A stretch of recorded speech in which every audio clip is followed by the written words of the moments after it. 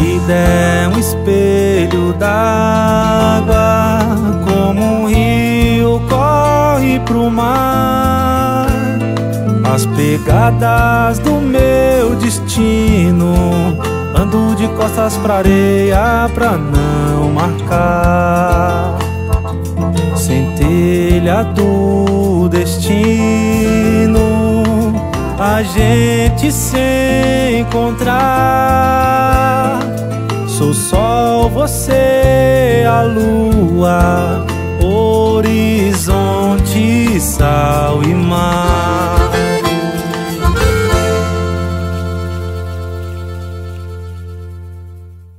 Olá, vamos para o 6º episódio da série Águas dos Vales.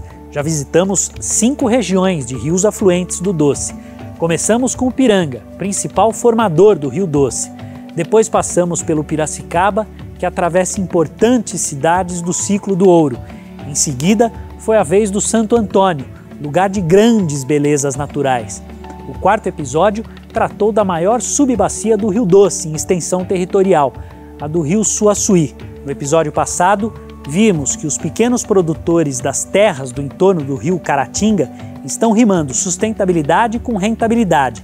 Nessa nossa grande jornada pela bacia hidrográfica do Rio Doce, vamos percorrer hoje o território do Manhuaçu, que enfrenta problemas graves, como as cheias e a falta de saneamento básico, assim como outras regiões do Doce.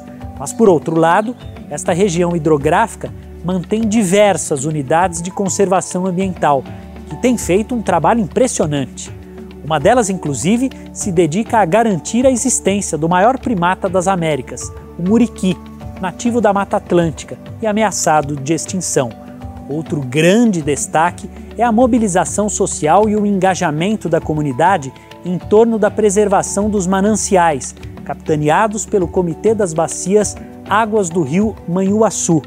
Convido você agora a conhecer as riquezas desse importante rio e a luta da população para criar um futuro sustentável não só para a região, mas para o planeta.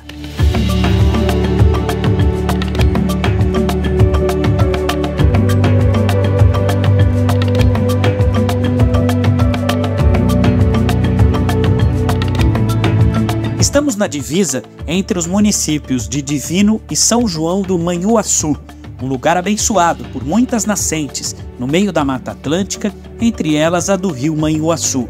O afluente percorre 347 quilômetros, passando por cerca de 30 cidades, até desaguar no Rio Doce, na cidade de Aimorés.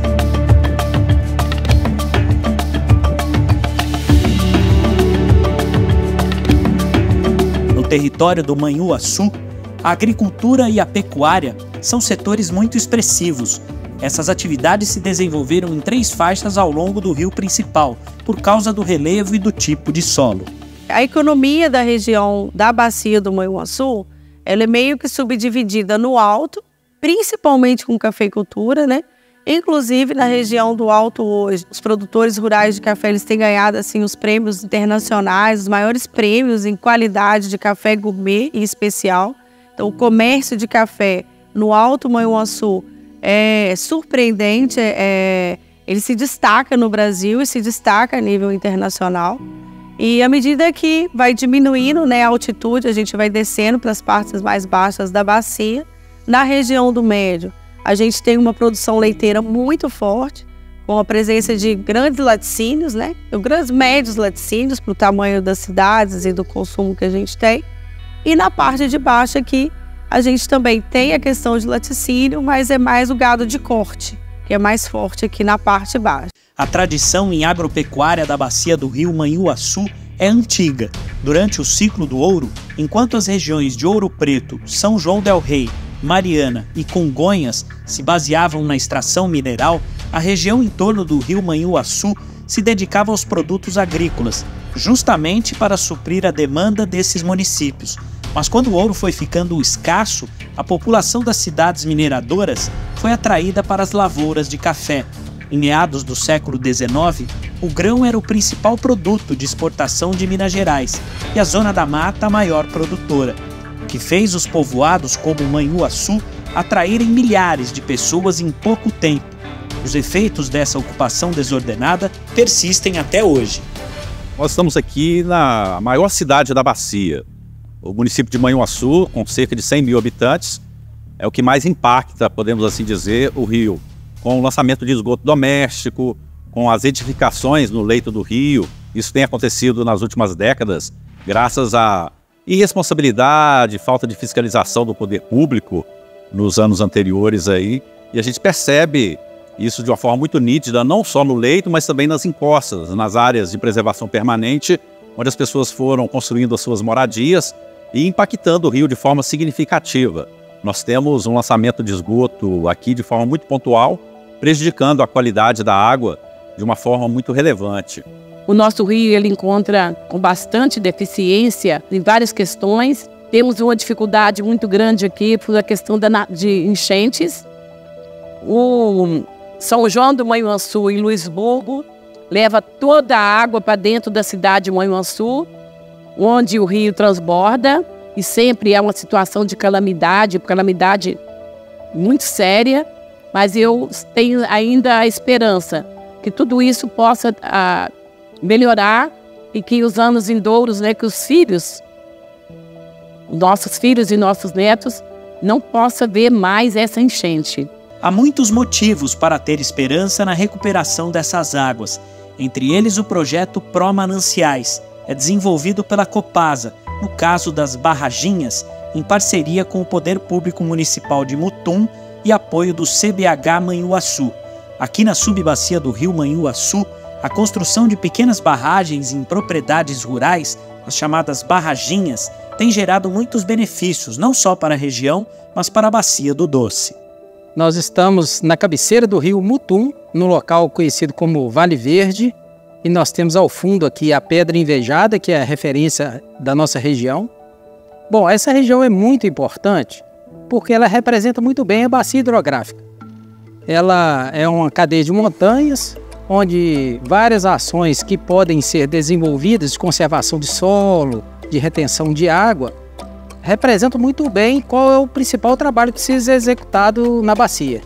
É nessa região que a família do seu Amós cultiva café, milho e também cria gado leiteiro. As nascentes da propriedade dele haviam sido cercadas, mas a família ainda sofria, porque as águas das chuvas, em vez de ficarem retidas, encharcavam as estradas de lama e facilitavam o deslizamento de terra. Antes de ter essas barragens, geralmente estragava muito. Diariamente tinha que estar com uma máquina pelejando para poder consertar as estradas.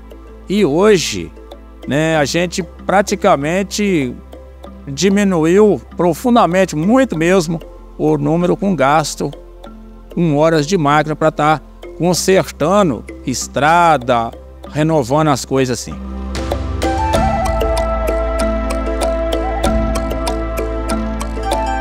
A gente fez um trabalho aqui com as barraginhas e deu muito certo, porque o nível de água cresceu, o número de enxurradas diminuiu bastante, quase não dá mais enxurrada.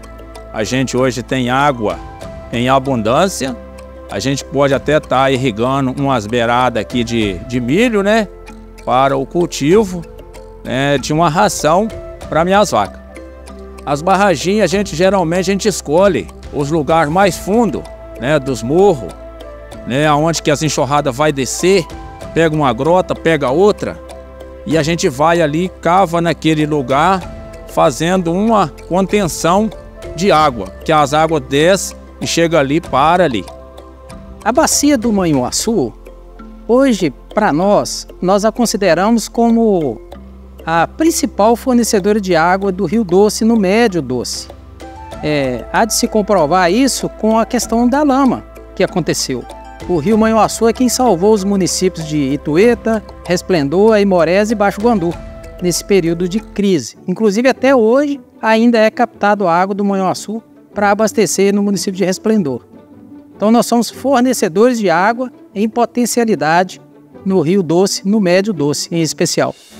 Além das barraginhas, que evitam a escassez de água e a erosão dos morros, a região do Manhuaçu está implementando um programa novo que está em fase de teste. Nós temos também os planos municipais de saneamento básico, que foram desenvolvidos, custeados pelo CBH, Manhuaçu.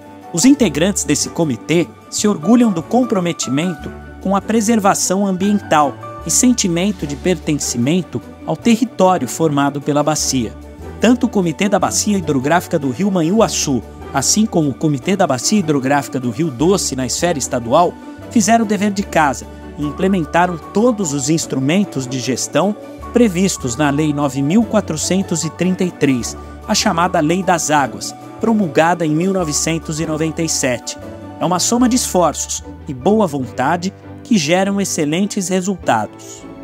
Então, o Comitê do Manhuaçu é um comitê que é reconhecido como um comitê muito articulado, muito mobilizado no seu território.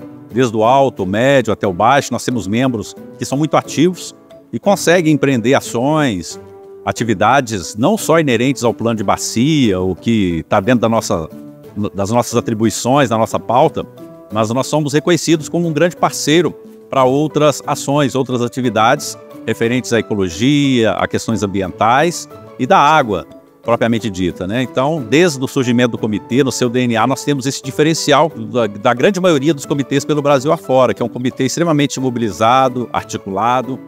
A diretoria trabalha o tempo todo para que possa levar essas melhorias através do bacio do Rio Doce. Então, as nossas reuniões são itinerantes, né? A gente tem esse diferencial de reuniões itinerantes, onde os conselheiros, né, participam efetivamente. Inclusive, os seus membros atuam não só dentro da bacia, nós temos essa participação ativa, dinâmica também no Doce, com assento também no Comitê do Doce, e até em outras instâncias, como o Fórum Mineiro de Comitês, o Fórum Nacional de Comitês e em outras atividades. Nós desenvolvemos também um programa de voluntário aqui, de monitoramento de precipitação de chuva, que é via WhatsApp. Hoje nós temos 240 participantes, onde todos os produtores rurais informam quanto choveu na sua microbacia e o que isso representa para todos. Então é uma interação que a gente tem dentro da bacia e temos algumas pessoas que têm capacidade de fazer a leitura do tempo e do clima e que está sempre informando as pessoas, tanto o produtor rural quanto os empreendedores quando vão fazer entregas na zona rural. Esses são alguns programas principais que a gente tem trabalhado na bacia. E a gente também está trabalhando agora a construção de um programa de monitoramento de bacia hidrográfica. Eu imagino que para a gente poder alcançar o desenvolvimento com sustentabilidade, né, que a gente pretende, é muito importante, né, o engajamento dos vários segmentos, tanto comercial, industrial ou de serviço, né, para poder se colocar dentro desse movimento em busca dos avanços que nós tanto precisamos.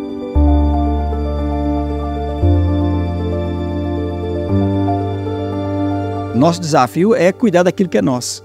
Então, se nós não conseguirmos investir, né, de forma adequada os recursos na gestão da água, né, do nosso território, nós podemos correr o risco de um momento que nós tivemos em 2015, 2016, uma grande crise hídrica, né? O rio Mutum, que é um afluente do rio São Manuel, ele secou totalmente e era exatamente o rio onde a nossa concessionária de abastecimento fazia a captação. Nós ficamos um período aí de praticamente 1 ano e meio, 2 anos, né, passando uma crise muito grande. A escassez de água representa um paradoxo, principalmente numa região particularmente abençoada pelo seu potencial hídrico em relação ao restante da bacia do Rio Doce. É o que diz um estudo realizado pelas Universidades Federais de Viçosa e de Minas Gerais. Estudo de vulnerabilidade e de potenciais que foi realizado em 2019, ele identificou que a bacia do Manhuaçu, devido à sua característica geológica, relevo, né, uso e ocupação principalmente, né, porque você tem menos desgaste no solo com o uso e ocupação lá do alto, que o potencial de recarga hídrica da bacia do Doce, um grande percentual dele se encontra dentro da bacia do Manhuaçu.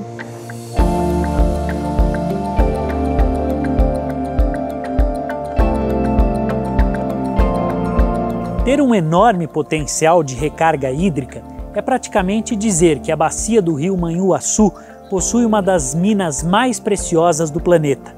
Essa região é capaz de gerar água em qualidade e quantidade para produzir alimentos, criar animais, abastecer a população e ainda contribuir para a melhora de afluentes prejudicados. Um tesouro desde que tratado com devido cuidado e respeito. No próximo bloco, vamos conhecer algumas unidades de preservação ambiental na região do Manhuaçu que protegem a biodiversidade da Mata Atlântica e têm projetos de recuperação da flora e da fauna nativas que contribuem para evitar a extinção de algumas espécies. Mais do que isso, vamos ver como a floresta preservada vem se transformando num excelente negócio para os moradores da região. Não perca, já já estamos de volta.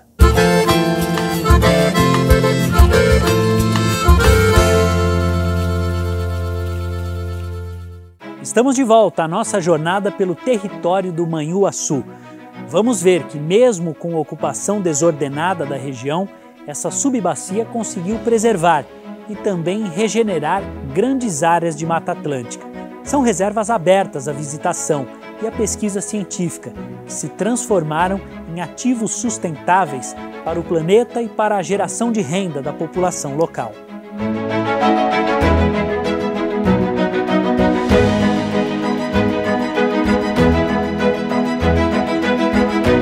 A bacia do Rio Manhuaçu, ela é uma bacia relativamente pequena em relação à bacia do Doce, mas é uma bacia que tem um ativo mais importante dentro do contexto que a gente está trabalhando, que é a água.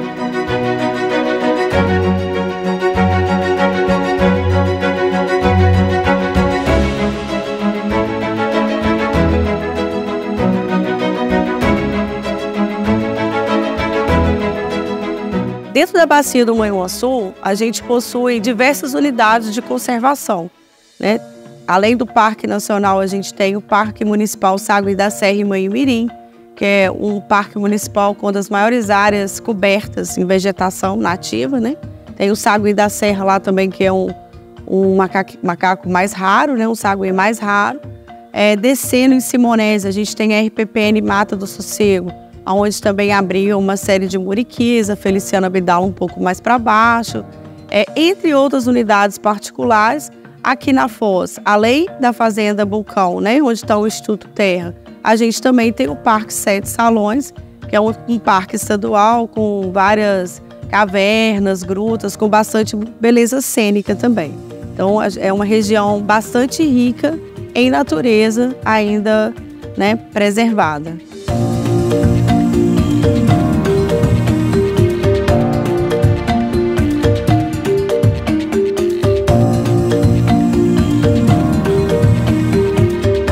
A história da Reserva Particular do Patrimônio Natural Feliciano Miguel Abdala começa em 1944, quando a fazenda foi vendida.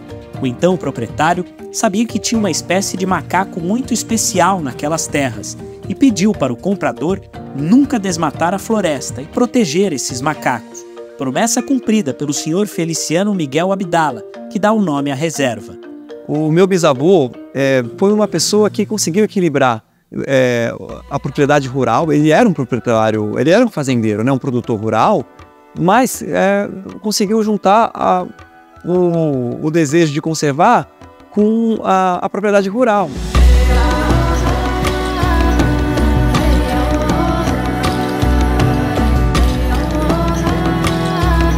A pesquisa aqui começou há 40 anos atrás. Então, em 1982, a gente teve uma movimentação de pessoas interessadas, né, em saber o que era essa espécie, que a gente até então não sabia o que era o muriquê. E aconteceu que pesquisadores do mundo inteiro começaram a vir para cá e entender que, olha, tem uma nova espécie de macaco, de primata no Brasil. E essa pesquisa hoje ela é liderada, né, por uma americana chamada doutora Karen Streer. Há 40 anos que ela está aqui e todo ano passa por ela cerca de 4 biólogos de diferentes lugares do Brasil. E esses 4 biólogos, eles fazem o que a gente chama de pesquisa não invasiva, que é a observação do muriquê, né? Então eles acordam todo dia de manhã, 6, 7 horas, já estão no campo e ficam até o final do dia, observando, identificando os hábitos, coletando as fezes e com isso, né, coletando dados. Então a gente tem 40 anos de dados e a principal conclusão desse estudo, o que é? Esses 1.000 hectares é pouco para essa população de macaco. Então hoje essa população de macaco, apesar de ter crescido, ela corre risco, porque é um fragmento. Hoje, infelizmente, a gente está rodeado, né, por plantação de café, eucalipto, pasto, e hoje a gente tem fragmentos perdidos de Mata Atlântica. Então o nosso projeto, a ONG, ela não só preserva aqui dentro, mas também tem, né, um projeto forte de reflorestamento para criar esses corredores, para fazer com que, né, os muriquis daqui encontrem com outras populações de muriqui.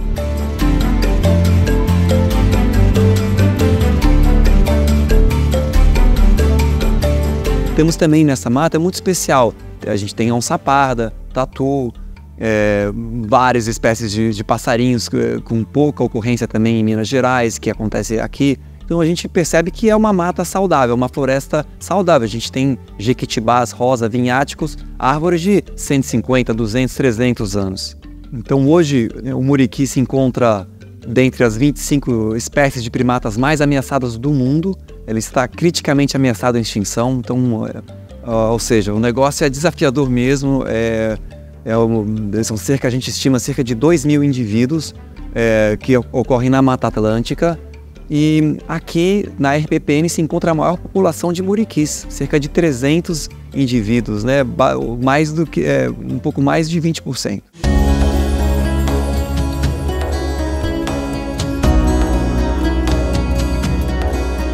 Nós temos um grupo de sementes coletoras incentivado pela Fundação Renova. Esse grupo é formado por mulheres negras de baixa renda, em que a gente repassa até 70% da renda para essas mulheres. A gente coletou 2 toneladas no ano passado, mais de 60 espécies de sementes, todas nativas da Mata Atlântica. Então, essas sementes vão para o nosso viveiro, nós vendemos o excedente para a Fundação Renova, e esse viveiro hoje, ele tem cerca de 40.000 mudas, e todas destinadas para restauração. Temos parceiros fortes como a WWF Brasil, a Conservation International e outros. E, finalmente, a gente tem a mobilização com os produtores rurais. Então, esse ano mobilizamos mais de 5.000 hectares em que a gente educa os produtores rurais a manterem as suas as reservas legais, a floresta de pé. Recebemos diversas escolas, fazemos atividades de educação ambiental e, por fim, fazemos o plantio. Então, aqui fazemos o plantio, enriquecimento dentro da reserva, dentro da RPPN, como ao seu redor, conectando, formando esses corredores ecológicos.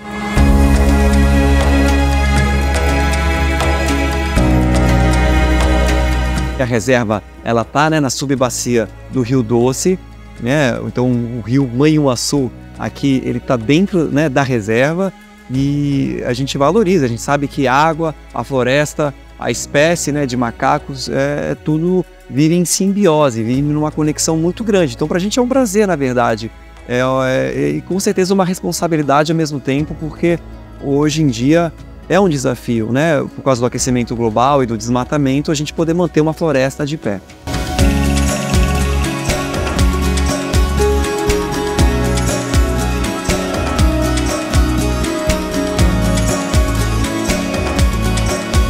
Qual é o morador dessa região riquíssima em biodiversidade que não tem uma relação com essas águas?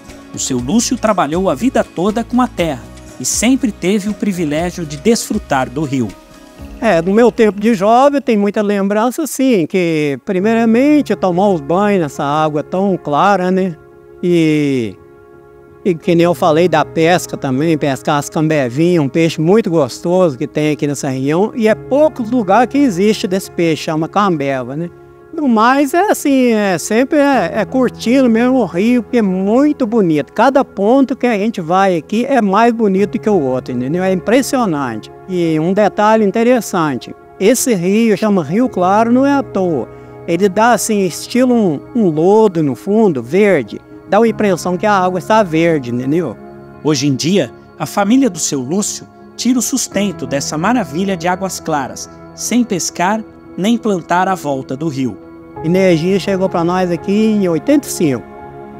Aí já foi melhorando mais. Aí logo em seguida agora já veio o turismo, Que agora o turismo aqui tá bem forte aqui.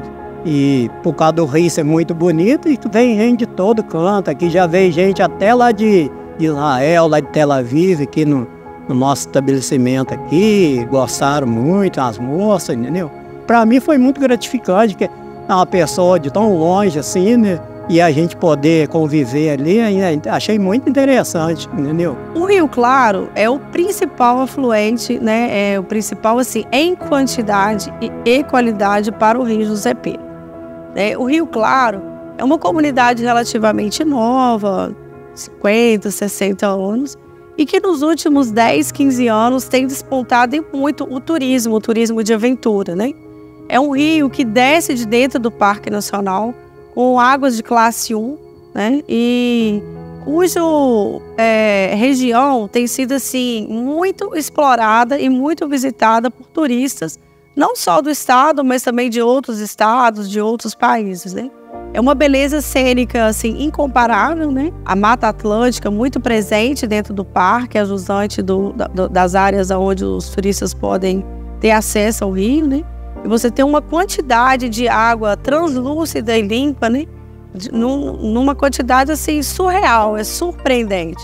Não tem quem não conheça o Rio Claro que não fique assim embasbacado com tanta beleza cênica, com tanta quantidade. E o Rio Claro, ao lado dele, você também tem uma série de outros córregos, como o Córrego do Brás, né? À medida que o Zé Pedro vai descendo até próximo à divisa do Espírito Santo com Minas Gerais, você tem uma série de locais que exploram o turismo de natureza com a presença dessas cachoeiras e dessas águas. Tem despontado muito também, né? Agora a população está enxergando o turismo como uma nova fonte de renda, né? Então tem surgido hospedagens, tanto hospedagens nas casas antigas, das fazendas, quanto algumas casas estão sendo construídas para isso, né? A questão da alimentação, né? A população local ela tem se despertado para essa necessidade que o turista tem também de se alimentar. Então não só o turismo em si, a visita ao rio, como também tem surgido outros serviços, e isso é muito importante para aquela população, né?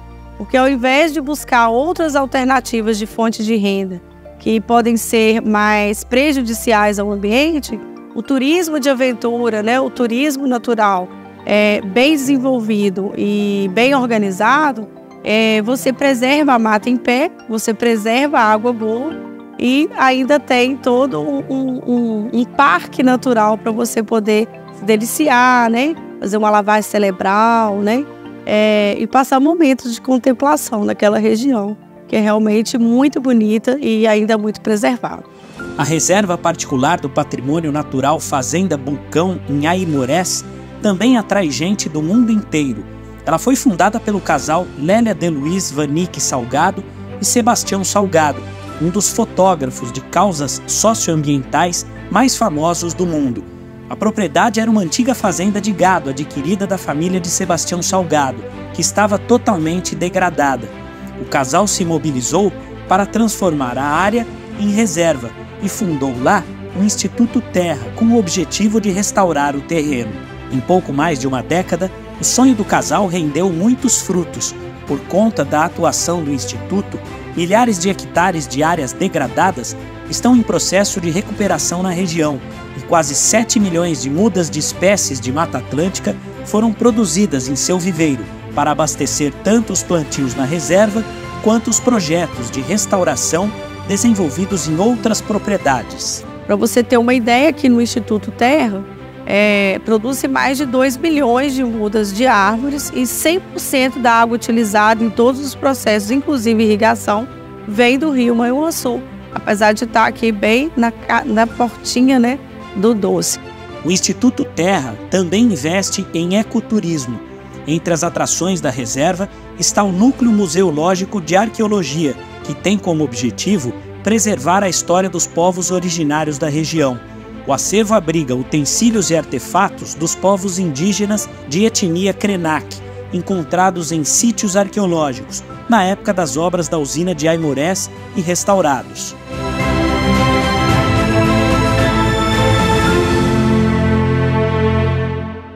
Atualmente, no território que chamamos de Médio Doce, há 8 aldeias do povo Krenak. Ainda no século XVI, os portugueses chamavam qualquer grupo indígena que usasse os botoques, discos inseridos no lábio inferior, de botocudos. Já os jesuítas se referiam a eles como aimorés. Apenas no início do século XX, com a construção da estrada de ferro ligando Vitória, no Espírito Santo, à atual cidade de Governador Valadares, em Minas Gerais, é que eles passaram a ser reconhecidos como Krenak. Essa etnia foi uma das últimas a negociar com o governo seu processo de pacificação, através do Serviço de Proteção aos Índios e Localização de Trabalhadores Nacionais, em 1911, dando início ao processo de demarcação de suas terras. Hoje na aldeia nós somos cerca de 600 pessoas, somando as 8 aldeias que nós temos aqui no território. Depois desses impactos da hidrelétrica, impactos da ferrovia, foi necessário que a gente dividisse em aldeias, né? Porque antes era uma aldeia só, tinha um cacique. Hoje nós somos em 8. Então a gente se comunica, todas as decisões são tomadas em grupo, todas as aldeias participam e também o convívio é todo mundo junto. Essa divisão foi mais assim para a gente fortalecer as nossas lutas externas. Mais do que resgatar a nossa história, resgatar a cultura indígena nos leva a repensar a relação do homem com a natureza. Nós, como lideranças, né, e também mães, nós temos essa função de ensinar as crianças, porque isso foi passado para a gente pelos nossos pais, nós aprendemos a cuidar e a gente vê que o ser humano hoje em dia ele pensa em destruir e quando ele destrói a mata ele está se autodestruindo, quando ele destrói o rio ele está autodestruindo e parece que ele não enxerga isso, né? Então nós como educadores também temos que ensinar desde pequeno as crianças crescerem entendendo que nós somos a natureza, nós fazemos parte dela. E quando a gente destrói a natureza, nós estamos nos autodestruindo.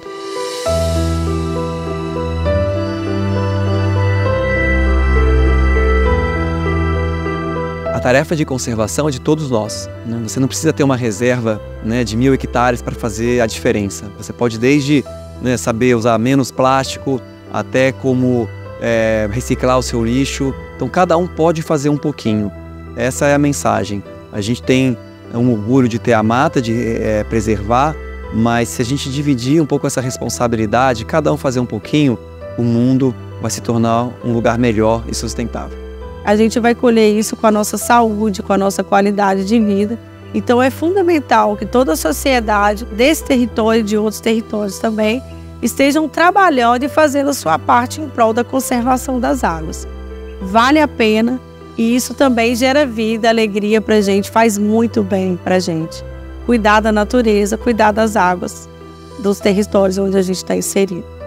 Então, é um trabalho, é uma responsabilidade muito grande dos munícipes, das pessoas que pertencem à bacia do Rio Manhuaçu, para que possa ajudar a melhorar. É um trabalho não só do comitê, não só das prefeituras, mas sim de todo cidadão. Nós somos água, né?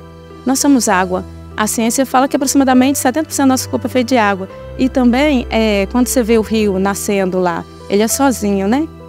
Uma mina pequenininha, daí a pouco ela vai encontrando outras águas e aí ela fica um rio. E nós somos assim também. Nós sozinhos a gente somos pequenos, né? Mas quando a gente se junta, a gente é rio, né?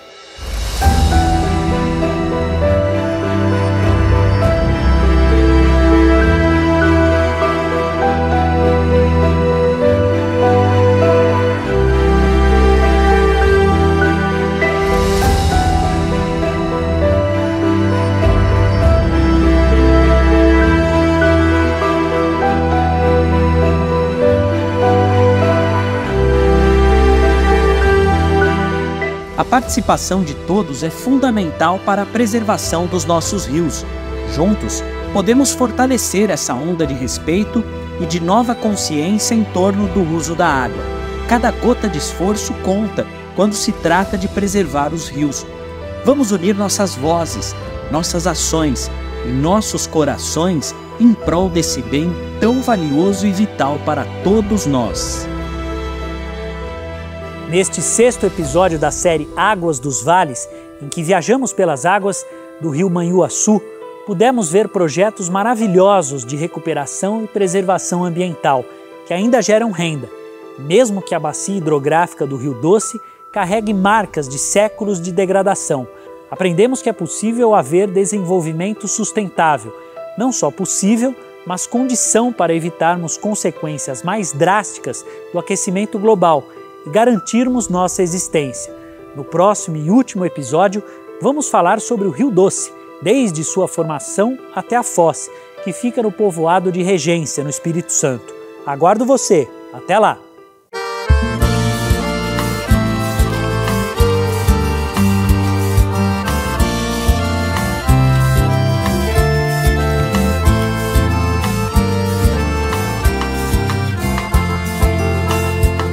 A vida é um espelho d'água, como um rio corre pro mar. As pegadas do meu destino, ando de costas pra areia pra não marcar. Centelha do destino, a gente se encontrar. Sou sol, você a lua,